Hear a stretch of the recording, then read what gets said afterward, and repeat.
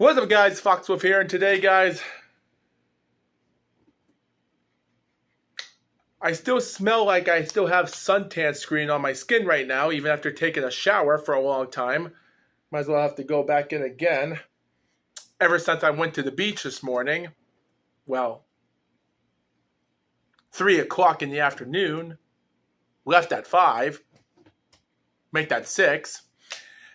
And still, I'm clean, but I still feel sweaty, so I'm not wearing a shirt right now, so ignore the continuity there, but I'm just trying to cool myself off, guys, get some of the skin off, and considering for some reason I should have brought more suntan screen for myself for later, considering the back part of my neck hasn't recovered right now, so, but everything else, it's great. But ladies and gentlemen, as I'm recording this, considering, guys, as I'm recording this, it is August the 8th.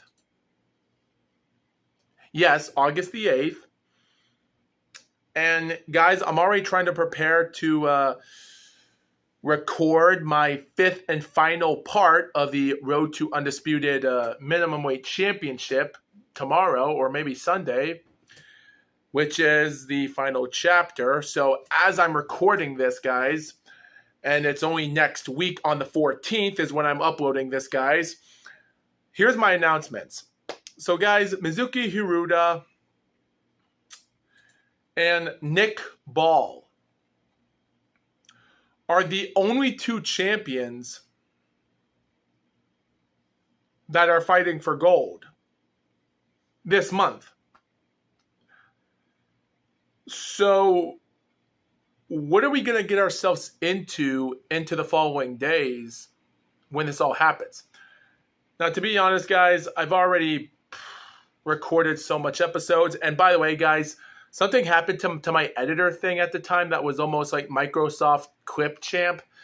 I couldn't get nothing edited to upload for Monday or Tuesday, so I took time off. I uploaded a podcast on the 7th, which should have been the 4th, and then upload another one. But of course, as I'm recording this tomorrow on the 9th of Saturday, I've already uploaded another podcast 2 days apart of each other. Not good. One is going to be on the 11th, which is actually UFC 6, and this one as well. And of course, on the 18th of August, I am going to review my prediction, or not review my predictions, but my my thoughts on the matches, because without further due to respect, I really don't know what will happen, because the matches could happen, but then again, they couldn't.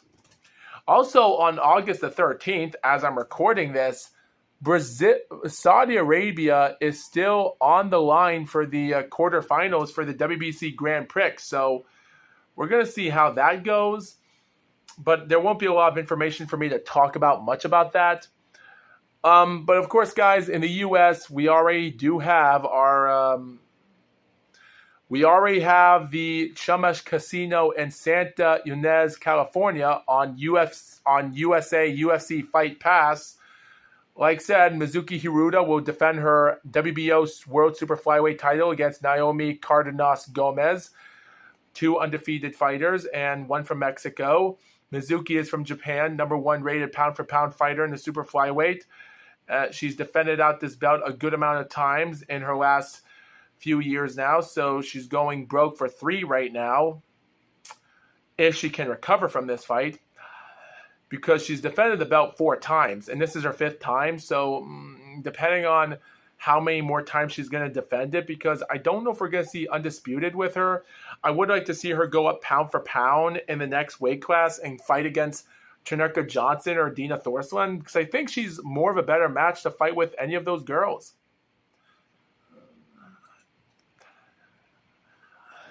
But of course, guys, in Riyadh, Saudi Arabia, on the Eddie Hearn and Frank Warren promotion, which is not the same promotion as Mizuki Hiruda, because that's going to be live on Tom Loeffler 360 promotion, so keep that in mind. But the Frank Warren and Eddie Hearn Promotions are going to be there. Matchroom and Queensberry are they're going to battle each other again, and we'll see how this one ends up because it's going to be a doozy. Because, guys, Nick Ball is already still the WBA featherweight champion, and he's going to defend it against a two-time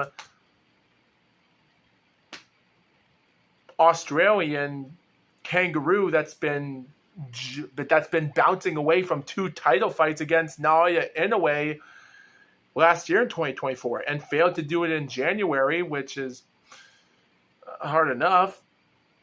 And for Nick Ball, he already took on TJ Doheny, the guy that lost against Naoya Inoue last year ago, and this guy only managed to go 10 rounds with TJ until after the end of round 10. They stated that they couldn't answer the bell during a 1-point abduction in round 9, when Ball was deducted a point in round 9 for throwing Doheny to the canvas. By the end of the 10th round, Doheny just couldn't feel like continuing, and, well, Frank Warren managed to retain out the title with him. So, and as for Sam Goodman, 20-0 against 22-0-1 against Nick Ball. Like, Sam Goodman, 20 wins.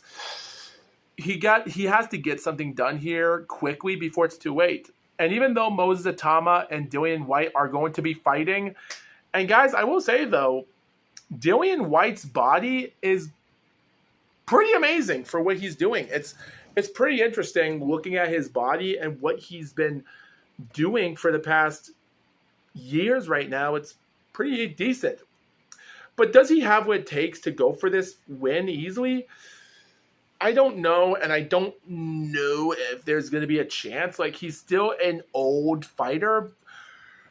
But, yet again, at 37 years old against a 20-year-old Moses Atama that's 17 years apart, that's still something that you have to understand, that the younger you are, the more you still have to learn. While the older you are, the more wiser you are. So that will play a factor into anything, depending on what your resume is.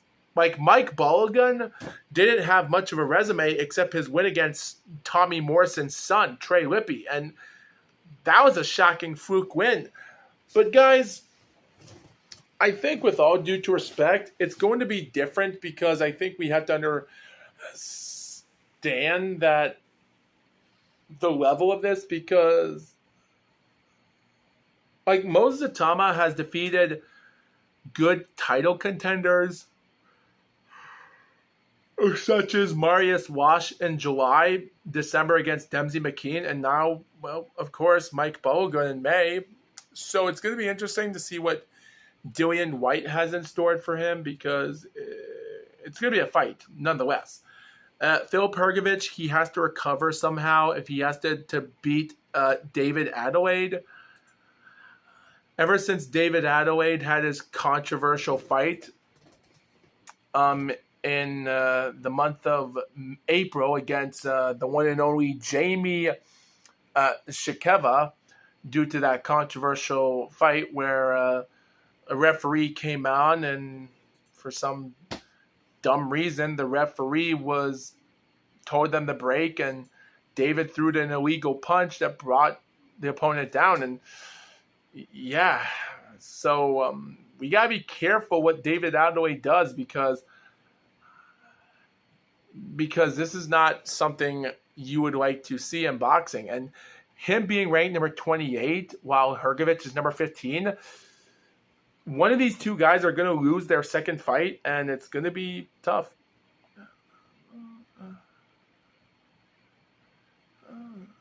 Yeah. But anyway, guys, considering we're almost 10 minutes into this podcast, I'm going to make this one short, like 30 minutes, because at this moment, guys, I'm already running out of ideas of what to talk about in August, because at this moment, I'm already out of it. I've already recorded everything right now, got all the episodes done except the fifth and final chapter. And we're just going to have to wait and see on the 25th, 26th, 27th, 28th, and the 29th of August. 5-part documentary of the Mr. Gold podcast is documentary of the Road to Undisputed Minimum Weight Champion. And I'll be honest, guys, I destroyed my voice so much that I can barely talk straight.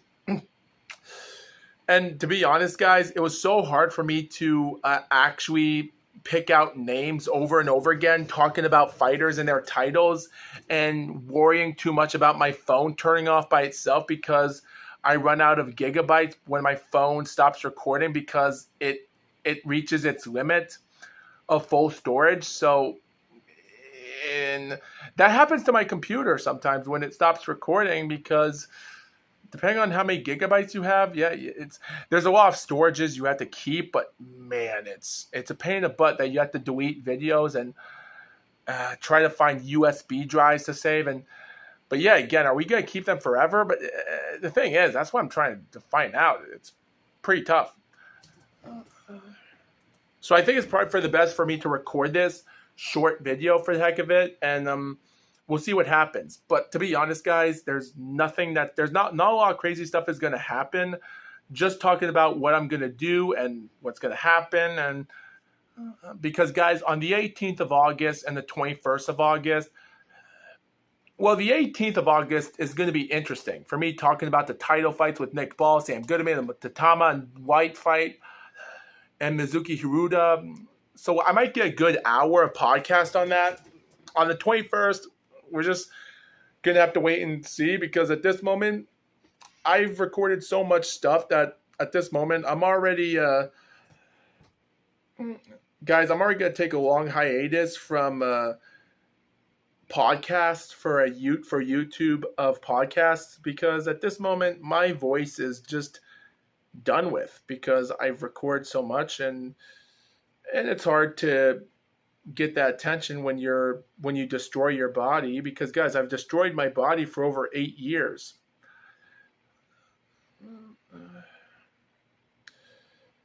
And even though I have taken hiatuses off, it's tough. So guys, recently as recording,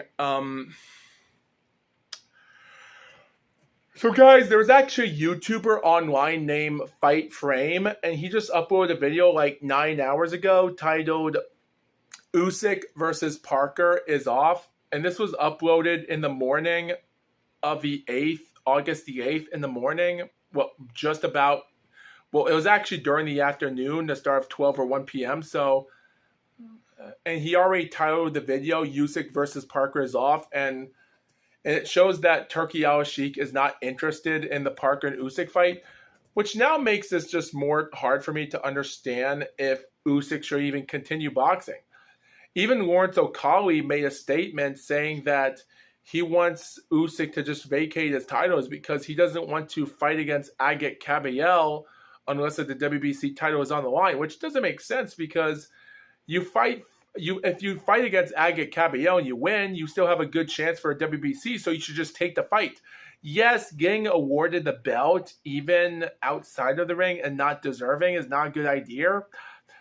But yet again, if you're trying to become a 3-weight class champion as cruiserweight, bridgerweight, and heavyweight, you have to have that one shot. Now, I'm not saying that Lawrence O'Colly has what it takes, but yet again, he does need to learn that I think you just have to go with the flow until the year comes by. So I think he has to understand that when time goes on.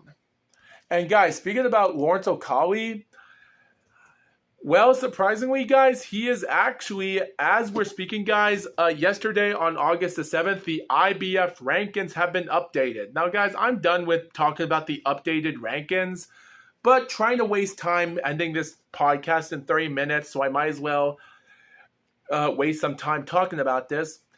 So, guys, from number 1 to number 8 is the same thing as it was last month. Vacant, Derek Chisora, Efe Ajagba, Frank Sanchez, Anthony Joshua, Moses Atama, Michael Hunter, and Richard Torres. They're all in their normal prospective spots as they were last month ago. Daniel Dubois, after his loss, he is in the number 9 spot for IBF, which is strange seeing that Anthony Joshua is number 4. So I don't know why. And then you have Jared Anderson. He's still at number 10, while Martin Bakali lost 2 spots from number 9 to number 11. Phil Pergovich, he lost 1 spot to go to number 12, just like Bakadir Jalilov, 1 spot down to number 13.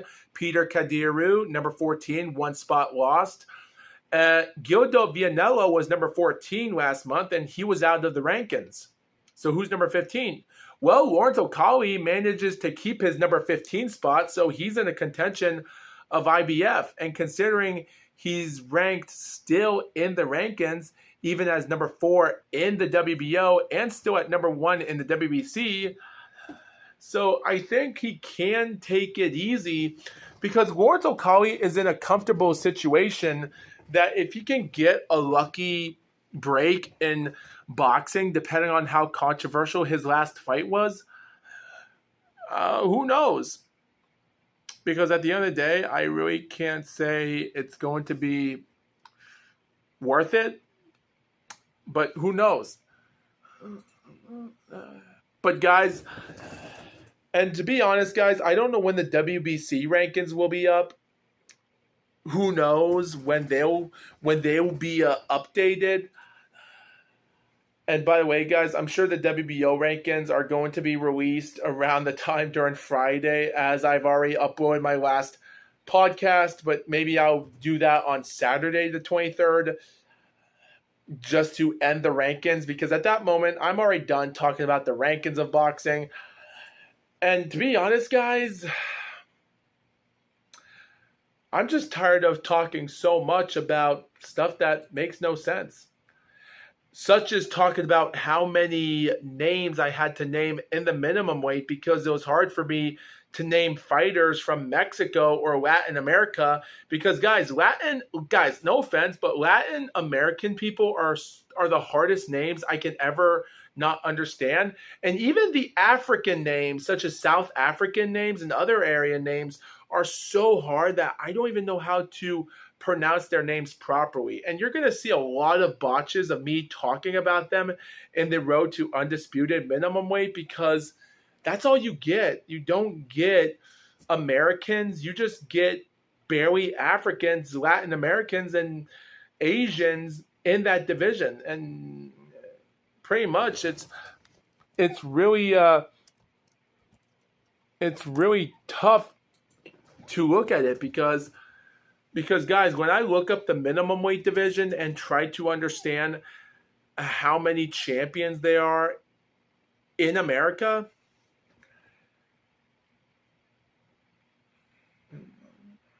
to be honest,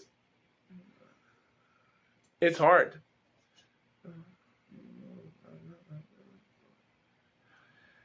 And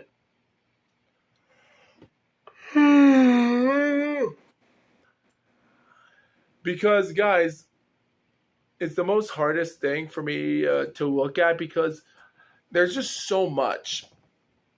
It's really a tough thing. It's so tough to name these new fighters. And even though I can understand Asian names perfectly, except the Thailand names, like Thailand likes to make up nicknames for their fighters, but in BoxRec, they do their original names. But in Mexico, it's like Canelo Alvarez. That's not his name. In BoxRec, they call him Saul, Saul Alvarez, which I can't say much about that.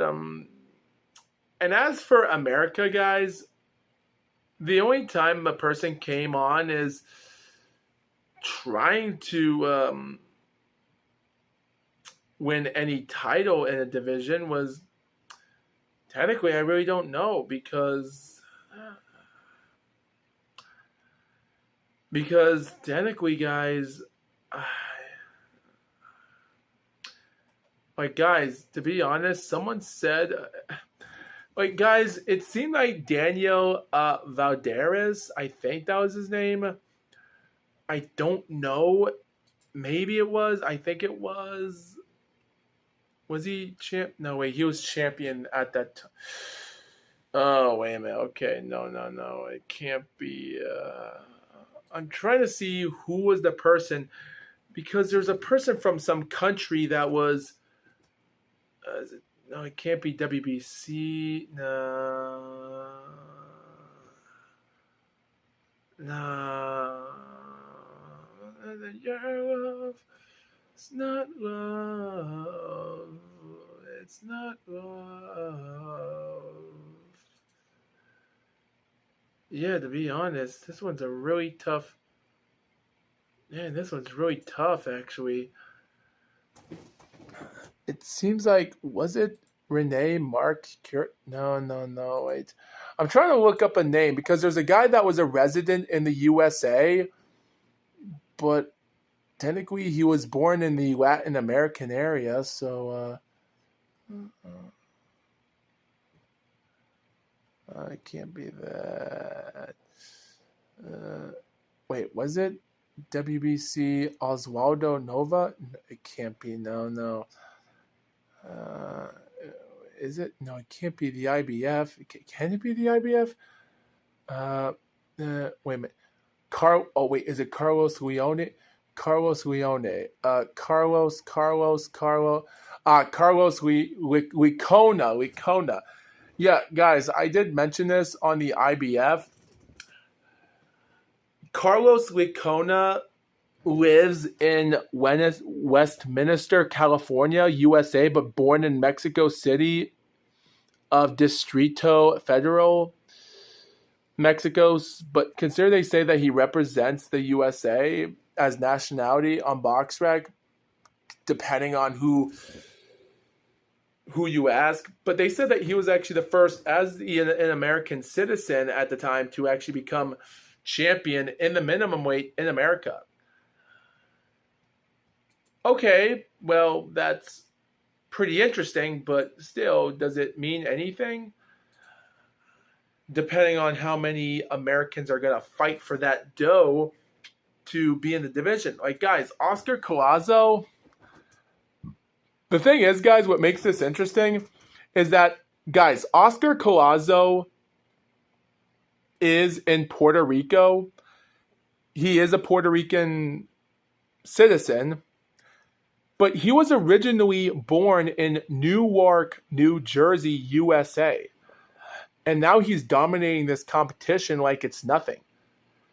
Which makes me wonder he might fight for undisputed. And it's possible. And that's the main reason why I do believe that. And there is one more podcast I will share some moments that he might be, because as the WBO and WBA champion, and I haven't talked about the WBA yet, so keep that in mind when that moment comes. But yet again, it's going to be interesting to see what's going to happen, and because whatever's going to happen, it's going to happen, and that's the truth, because there's going to be a lot of interesting things.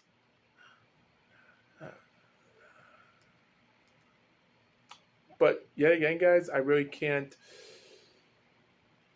say much about what will happen when time goes on. So, yeah. Oh, yeah, and there is one more piece of information I will like to talk about, which is going to be quick, so I'm going to talk about it really slowly, because we only have like 6 minutes until the 30-minute mark comes. So, so guys, Counterpunch Boxing already released out a video just recently on, as I'm recording this, talking about it is a possibility to have Deontay Wilder and Alexander Usyk fighting each other. And guys, I say that's hogwash, because it's so hard for me to think that's like, I just don't know. I just don't see that being the case. I just don't know, guys, because Guys, Deontay Wilder is not the fighter that he was in before Tyson Fury when Tyson Fury finally defeated him in the second fight. Because, guys, it's just a quick cash grab waste of time. And they did say that this could happen in the near future, depending on how many fights you can say Alexander Usyk is going to fight. Because at this moment, he does have a good amount of, like I said, as he defeats Daniel Dubois, it says that he has 1 fight left. But then he points out before the fight saying that he has 2 fights left. I don't get it. I don't understand any of this. Because, and I guess it makes sense. People are saying they're keeping boxing on hold. So who knows? And by the way, guys, if the Joseph Parker and the Alexander Usyk is not going to take place, what's going to happen? Well, they are going to get rid of the WBO belt and give it to Joseph Parker to be a 2-time champion. Like, it's better than not being a champion. And who knows, that the Dillian White... Because, wait, Dillian White Dillian White is unfortunately not ranked. Dang. That's right. Dillian White isn't ranked that much.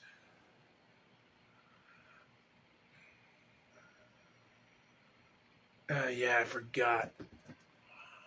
So consider that Moses Atama is ranked number 1 in the WBO. If he could defeat Dillian White, we might see an interesting fight betwixt Atama versus Joseph Parker, and Joseph Parker can still become the second youngest to defeat Floyd Patterson's record of being the youngest champion at the second, which is rare. He can even break the 22-year-old fighter that was the one and only Herbie Hyde, the youngest heavyweight champion at 22 years old, even when winning the WBO back in 1994 against Michael Bennett. So he can still make history for something interesting when the time goes on. So Moses Atama can still make some interesting history here for the heck of it. And if he defeats Dillian White, he might get a good hands on Joseph Parker. So guys, when will that time come? Is it going to come after I'm done with this podcast? Who knows? Because, guys, at this moment, I've already finished out. As I'm done with this one, I'm already out with only, just about, only about 4 more episode podcasts I've already recorded. Like, I've already done 96 episodes of a bunch of crazy stuff, and I have 2 more I'm still recording this year, and it's on the 3rd week after the So-On Nick Ball, then the Mizuki Hiruda thing, and then other stuff, and then get to the minimum weight, and that's it. And what are my last 2 episodes that's going to be in September? Who knows? So that's all I'm going to say, guys. Thanks for watching this episode. Sorry if this was a short episode, but yet again, guys, at this moment, guys, whatever's going to happen, I don't think Deontay Wilder and Alexander Usyk should be a fight that Usyk should fight. Yeah, it's like, you cleared out Fury and Joshua and their error, so you might as well take care of Wilder. Guys, at the end of the day, guys,